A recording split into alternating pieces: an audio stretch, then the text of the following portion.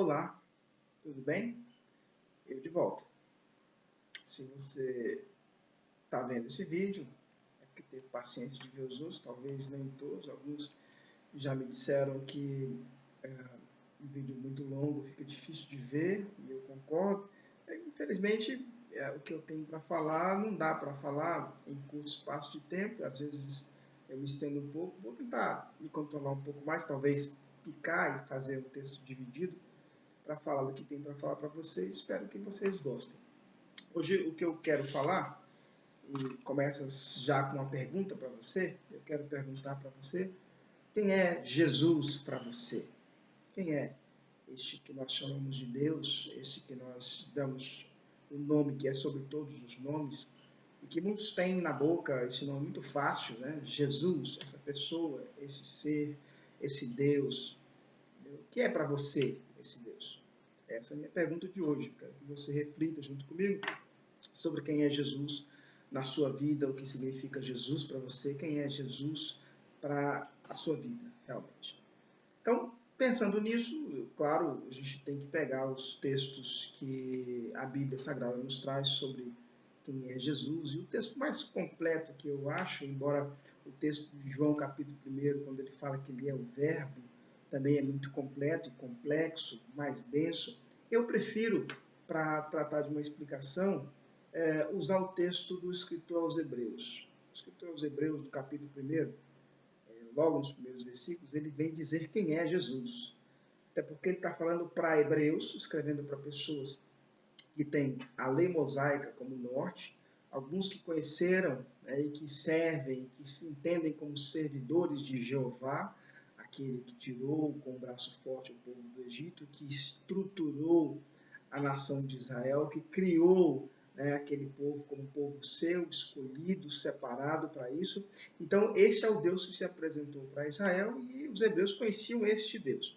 O escritor aos hebreus, então, vem apresentar para aquele povo que conhecia o Deus de Israel, Jesus. Ele vem dizer quem é Jesus. Ele vem apresentar quem é Jesus. Então, ele logo de início, logo abrindo o seu texto, o seu livro, ele diz, olha, havendo Deus, o texto diz assim, Hebreus capítulo 1, versículo 1 até o 3, diz assim, havendo Deus antigamente falado muitas vezes e de muitas maneiras aos pais, pelos profetas, a nós falou-nos nesses últimos dias pelo próprio Filho, a quem constituiu herdeiro de tudo, por quem fez também o mundo, o qual, sendo o resplendor da sua glória e a expressa imagem da sua pessoa, e sustentando todas as coisas pela palavra do seu poder, havendo feito por si mesmo a purificação dos nossos pecados, assentou-se à destra da majestade nas alturas. Essa é a apresentação que o escritor aos Hebreus fala da pessoa de Jesus. Quem é ele? A expressão exata do ser do Criador. Por quem foi criado todas as coisas. Por quem foi feito todas as coisas. Nesse mesmo texto de Hebreus, o escritor apresenta, e ele faz primeiro uma técnica de apresentação, quando ele apresenta Jesus em relação aos outros seres e pessoas e nomes que poderiam ser grandiosos, e ele compara todos a Jesus, começando de anjos, do próprio Moisés, de Abraão e de profetas, e ele esclarece do sacrifício dos carneiros e cabritos, da doutrina, e ele esclarece que Jesus é superior a todos aqueles, que o sacerdócio dele é eterno, não é levita, que ele é maior do que tudo que possa vir da parte da lei mosaica, que ele é maior que anjos, que poderes, que tudo, que ele, por ele subsiste tudo, ele é Jesus. É assim que ele apresenta Jesus. E esse, então, é o texto que eu mais gosto para apresentar Jesus. Ele é a expressão exata da imagem da sua pessoa. É o resplendor da sua glória. Esse é Jesus. E por mais que nós falemos isso, e que pareça soar muito simples, muito claro, eu percebo que no meio evangélico, ainda infelizmente, as pessoas não têm isso muito claro. Há uma certa ignorância em relação à pessoa de Jesus e há também uma displicência em discutir esse assunto, em detalhar, determinar quem é Jesus para as nossas vidas. Isso é o que eu vejo no meio evangélico.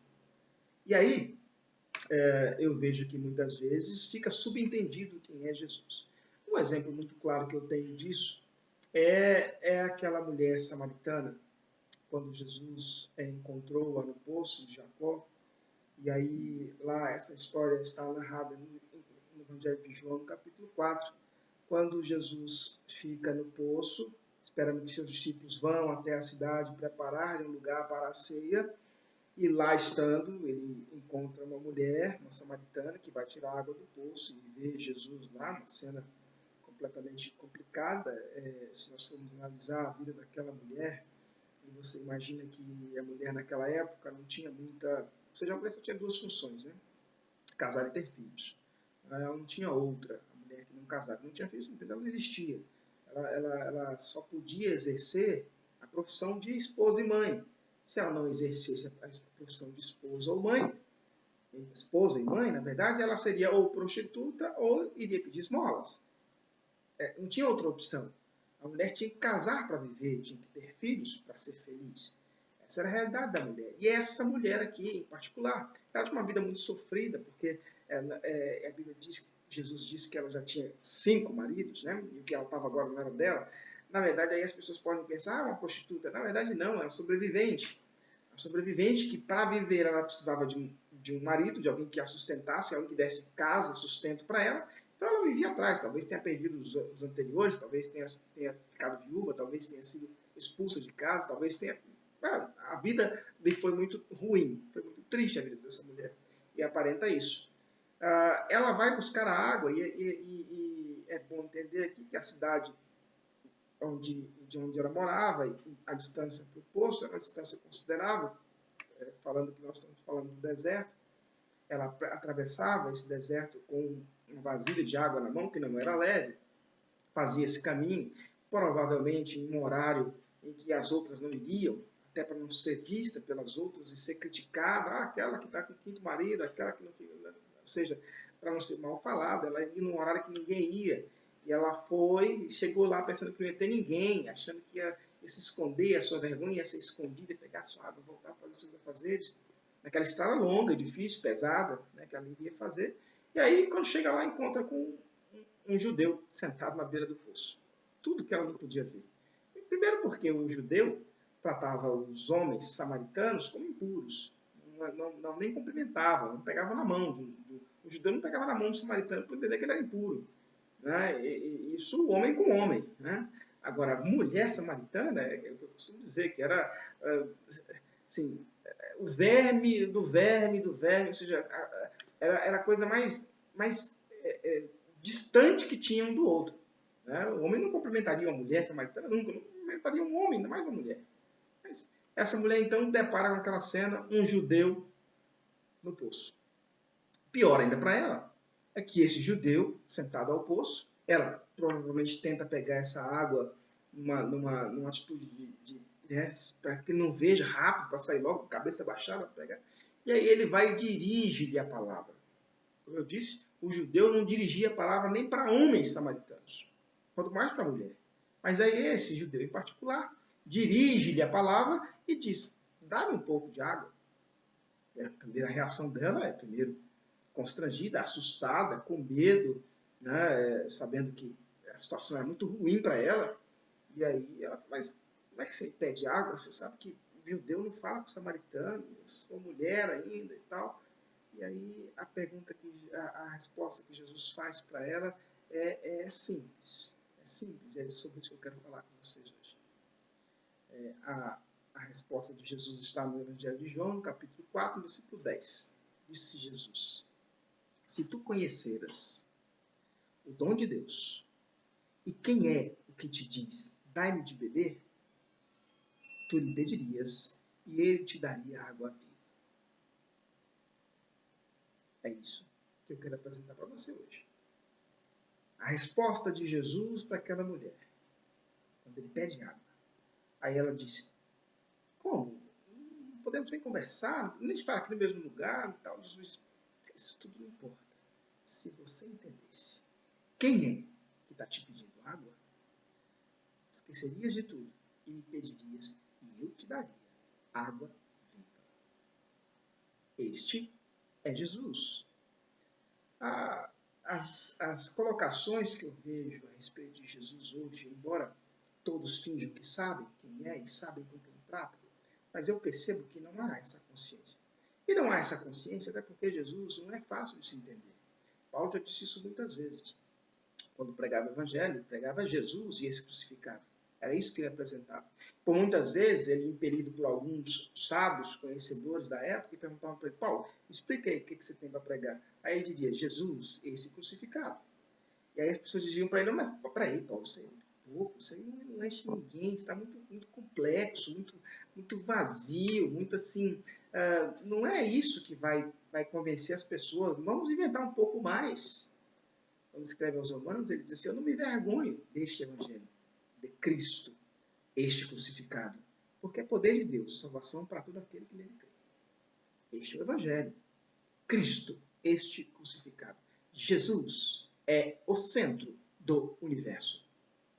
Ele é o próprio mantenedor, o criador, aquele que fez e que controla com a palavra do seu poder o todo o universo. Esse é Jesus. É o que ele disse para a mulher: se você soubesse quem eu sou, você me pediria e eu te daria água viva.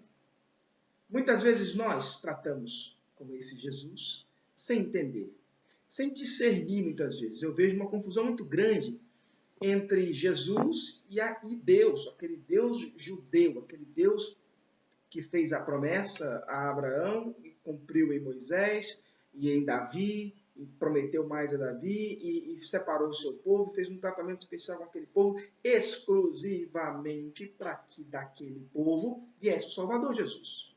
Era uma preparação para vir Jesus. Mas o povo judeu e o povo hoje, o povo evangélico hoje, que é judaizante, eles vivem como se aquele Deus que agiu na era judaica fosse Jesus. Ora, não é. É diferente. Não é a mesma coisa. Não é o jeito de Deus operar. Deus é o mesmo e não mudou. Deus é o mesmo, aquele que fez o universo, aquele que, com a palavra do seu poder, mantém todas as coisas equilibradas, aquele que disse para Abraão, né, que iria fazer dele uma grande semente, uma grande nação, aquele que disse para Moisés: vai em meu nome, e eu sou aquele que sou em todo o tempo, ou acima dele. Este é o mesmo Jesus. Só que Jesus, na verdade, é a expressão exata do ser de Deus. E o Deus de Moisés, o Deus dos judeus, o Deus judaico, é um Deus apresentado para o povo e entendido pelo povo como eles têm capacidade de entender sem a iluminação do Espírito Santo. Jesus é Deus para quem entende, para quem conhece, para quem pela iluminação e pela revelação do Espírito Santo consegue entender Deus. Quem não consegue entender Deus, vê Deus como Deus judaico. Quem não consegue entender Deus pela iluminação do Espírito Santo, vê Jesus, que já era na época de Moisés. Antes de Abraão existir, eu sou, disse ele. Mas, na verdade, as pessoas não conseguiam entender como seria este Deus. Deus homem, Deus que veio à terra. Eles não conseguiriam entender, o judaizante, o judeu, não conseguiriam entender. O erro de hoje é estes que se dizem cristãos entenderem Jesus como um Deus judaizante. A ação de Deus em Israel era uma ação temporária, específica, para atender uma determinação de Deus, que era mostrar, separar um povo, escolher um povo, guiar um povo e fazer desse povo o Salvador brotar, o Salvador nascer. Era essa a intenção. Para revelar Jesus, era necessário escolher, separar, abençoar um povo, mostrar o seu caminho, mostrar a sua palavra, iluminar os pensamentos dele para que eles chegassem até o ponto de estar prontos para revelar deles o Messias, Jesus. Então, Jesus é Deus. E o Deus de Israel era Jesus ainda não revelado. Na verdade, Deus revelado a Israel era uma sombra do que haveria de ser Jesus. E aí as pessoas, muitas vezes, querem tratar com Jesus como aquele Deus em sombras fosse. Lembra quando Paulo disse que quando Moisés foi ao monte e falou com Deus, e quando ele desceu, o rosto dele brilhava, que as pessoas não conseguiam olhar para o rosto de Moisés e pediram para que Moisés colocasse um pano no rosto para esconder a glória que vinha de Deus do rosto de Moisés? E aí Paulo, escrevendo aos Coríntios, diz assim: nós agora, com o rosto descoberto, expressamos a glória de Deus. E a glória de Deus revelada em Jesus, que ela é clara, ela é límpida, ela ilumina mesmo, ela rasga mesmo a escuridão, ela abre caminhos para que as pessoas possam ver realmente quem é Deus. Naquela ocasião, em Moisés, o povo não conseguia ver direito. O povo estava em tantas trevas que não conseguiria entender. Por isso, pediram para que Moisés escondesse o rosto da glória que havia, porque não era possível entender aquela glória naquela época. Vindo Jesus e vindo o Espírito Santo nos revelando quem ele é, agora podemos entender, podemos compreender, podemos aceitar que ele, como ele é, e aí reconhecê-lo como ele é, Deus em Cristo revelado, a expressão exata do ser de Deus e a sua glória.